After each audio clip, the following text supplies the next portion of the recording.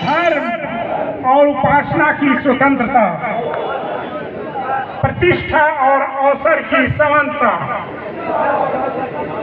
प्राप्त कराने के लिए तथा उन सब में व्यक्ति की गरिमा और राष्ट्र की एकता और अखंडता सुनिश्चित करने वाली बंधुता बढ़ाने के लिए दृढ़ संकल्प होकर अपनी इस संविधान सभा में समाज में जन्मे सभी महापुरुषों को नमन करते हुए आज के इस मीटिंग के सम्मानित अध्यक्ष जन अधिकार पार्टी के राष्ट्रीय महासचिव भाई इरफान निषाद जी, जन अधिकार पार्टी के प्रदेश अध्यक्ष भाई रमेश चंद्र निषाद जी, मेरे बड़े भाई जन अधिकार पार्टी के राष्ट्रीय महासचिव हरपाल प्रजापति जी, हमारे प्रदेश के महासचिव बहुत जुझारू साथी हमारे लाखन राज पाशे जी, हमारे विधि प्रकोष्ठ के अध्यक्ष पूर्व सूचना आयुक्त आदरणीय ज्ञान प्रकाश मौर्य जी, आदरणीय हमारे प्रदेश महासचिव पाल साहब, हमारे राष्ट्रीय कार्य समिति के सम्मानित सदस्य टीटू भाई, हमारे राष्ट्रीय कोषाध्यक्ष जी, मंच पर बैठे हुए हमारे प्रदेश प्रभारी अजय मौर्य जी, हमारे मंडल अध्यक्ष ओपी कुशवाहा जी, मंच पर उपस्थित सभी सम्मानित महान भाव और आज इस कार्यक्रम में आए हुए सभी मेरे सम्मानित साथियों, मातृशक्ति नौजवान दोस्तों, जगह और कोई स्थान नहीं, आप लोग जन अधिकार पार्टी में आइए। आपके लिए जन अधिकार पार्टी के दरवाजे खुले हैं और जन अधिकार पार्टी का नारा वही है जो मानवर कांशीराम साहब का नारा था कि जिसकी जितनी संख्या भारी उसकी उतनी हिस्से। साथियों, जब मैं आया स्वागत के बाद हमारे जो मंडल के अध्यक्ष हैं उन्होंने संविधान का प्रस्तावना पढ़ा और जब पढ़ा होगा तो मुझे ऐसा लगता है कि आपने साथ में पढ़ा है तो उसको समझा भी होगा कि भारत का जो संविधान है, जो प्रस्तावना है, जो भारत का पूरा संविधान इसी पर टिका हुआ है। संविधान में बहुत सारे बदलाव किए जाते हैं, लेकिन जो मूल प्रस्तावना है उससे आज तक छेड़छाड़ नहीं की गई। इन 7 सालों में जब से भारतीय जनता पार्टी की सरकार बनी, जो संविधान की आगे की लाइनें हैं उनका उससे कम मतलब है। उनका मतलब पूरा इन्हीं लाइनों से है, समता, स्वतंत्रता और बंधुत्व से है। जो समता, स्वतंत्रता और बंधुत्व का अधिकार जो हमें संविधान में मिला, भारतीय जनता पार्टी का पूरा जोर उसी को बदलने में है। आज बड़े पैमाने पर जाति के आधार पर लोगों का उत्पीड़न होता है। जाति के आधार पर हम थाने में जाते हैं तो न्याय मिलता है।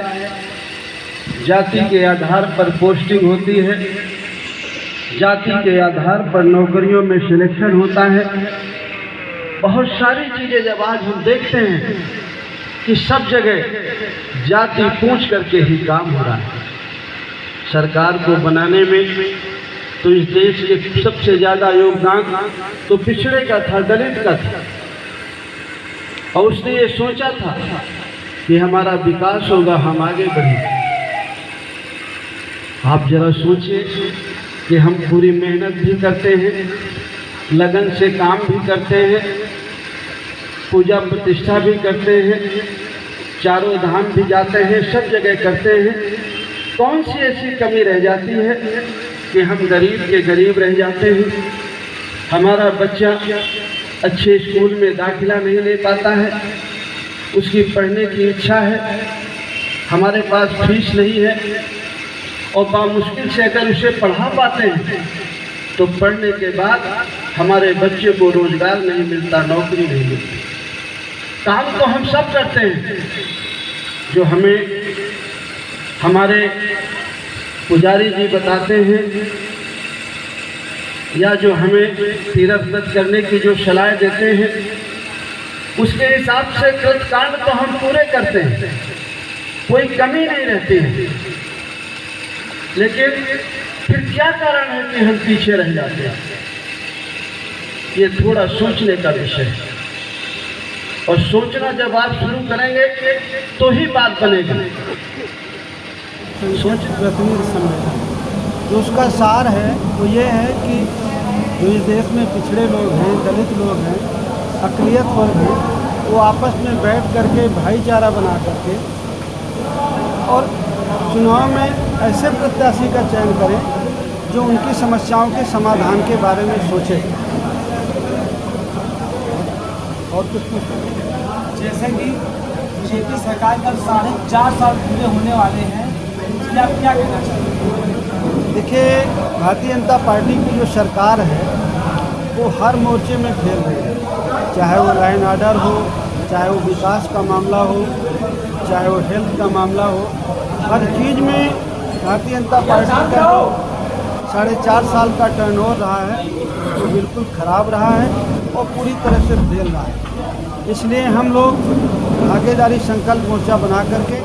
भागीदारी संकल्प मोर्चा में हमारे साथ श्रीमती कृष्णा पटेल जी हैं, बाबूराम पाल जी हैं, अनिल चौहान जी हैं, आदरणीय रामकरण कश्यप जी हैं, रामधनी बिंद जी हैं, ओम प्रकाश राजभर हैं, देवेंद्र लोधी जी हैं। ऐसे हम लोगों ने 10 लोगों ने, जो हमारे छोटी छोटी पार्टियां हैं, मिला करके हम लोगों ने भागीदारी संकल्प मोर्चा बनाया और भागीदारी संकल्प मोर्चा के तहत पूरी 403 सीटों में हम चुनाव लड़ेंगे, पूरी मजबूती के साथ लड़ेंगे और भारतीय जनता पार्टी को हम हराएंगे। सर, 2022 के चुनाव में सरकार को तो आप किसके साथ जाने का सोच रहे हैं? हमने ऑलरेडी भागीदारी संकल्प मोर्चा बनाया है। जब हमारे साथ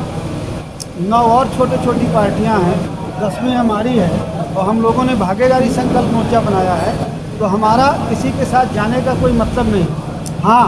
जो लोग भारतीय जनता पार्टी को हराना चाहते हैं,